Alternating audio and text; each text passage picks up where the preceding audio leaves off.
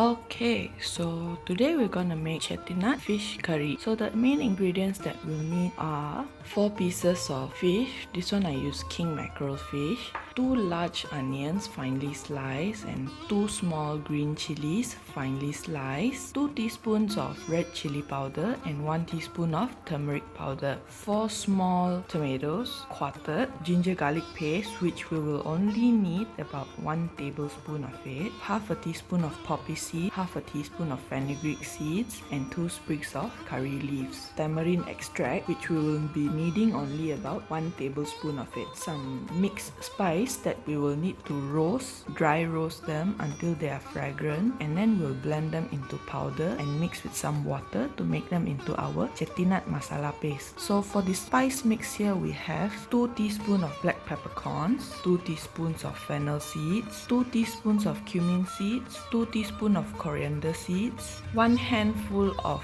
grated coconut, 1 teaspoon of fenugreek seeds, and 10 dried chilies that has been halved and de-seeded. Okay, so here we need to heat up a frying pan. So until it is smoking hot, and you turn the fire into low flame and you pour this all in.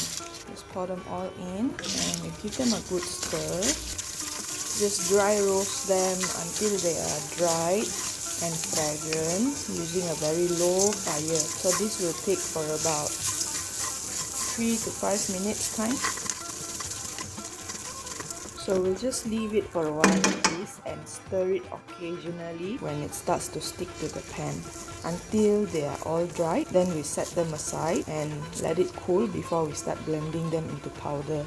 Okay, so this is how our dry roasted masala mix should look like. They should be all brown, especially the grated coconut. So once all brown like this, you can just switch off the stove and let it cool for about 10 to 15 minutes time before you start blending them into powder and making them into paste. Okay, so first of all, we need to heat up 2 tablespoons of oil. So once the oil has heated up, we can just insert our curry leaves, poppy seeds, and fenugreek seeds.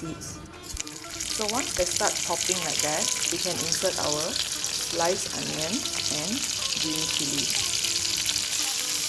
So we just give them a good stir. Now we need to saute this until the onions are softened. So this will take about 2 to 3 minutes time. Meanwhile, waiting for the onions to soften, we can go and prepare our tamarind extract. Okay, so this is our tamarind extract, which is about 1 tablespoon. So we'll need to mix it with about 2 tablespoons of water. Just make sure it mixes well.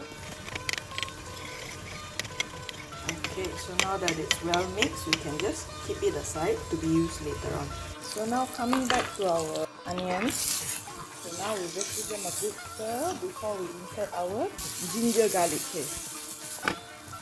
Right, so this is our ginger garlic paste. We just need about 1 tablespoon of it. So give it a good stir.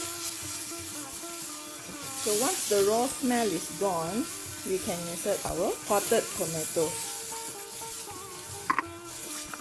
So now we can insert our half tomatoes. Give it a good stir. Okay, so now we turn the flame into low heat so that we can slowly cook the tomatoes. Okay, to help with the softening of the tomatoes, we can insert about 2 teaspoons of salt,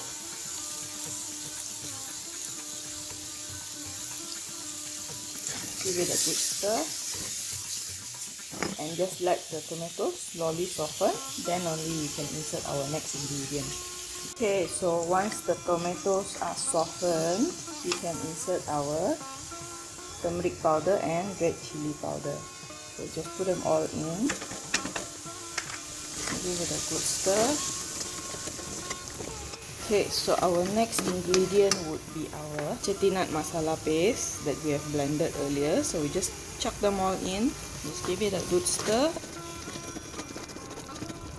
So we have to continue stirring this paste for about 3 minutes to make sure that all the ingredients are well mixed and well cooked before we pour in the water and the tamarind juice or insert the fish to cook the Chettinad fish curry.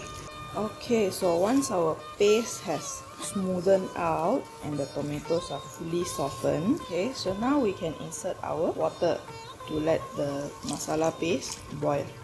So this is about 250 milliliter of water. So just give them a good stir until they are all well mixed. Okay, so now we just have to put the lid on to let it simmer for about 10 to 15 minutes until the gravy is creamy. Okay, so now we check on our curry. Right, so this is how our curry will look like. So now is the time for us to insert our fish. So we just let it simmer for about 10 to 15 minutes time to come and check on them later on. Then only we decide when to put in our tamarind juice. Okay, so now that our fish has been boiling for 15 minutes, now we can insert our tamarind juice. Okay, so we just give them a good stir. At this point, you can add in some vegetables if you would like to, maybe some lady's finger or some brinjals. In my case, I would insert some brinjals. Alright, so here are some of my brinjals that have been cut. So with this in, we can just close the lid and let it simmer for another 10 more minutes. Okay, so this is our fish curry. Seems like it has been cooked well. So now we can turn off the stove and serve it with some hot rice.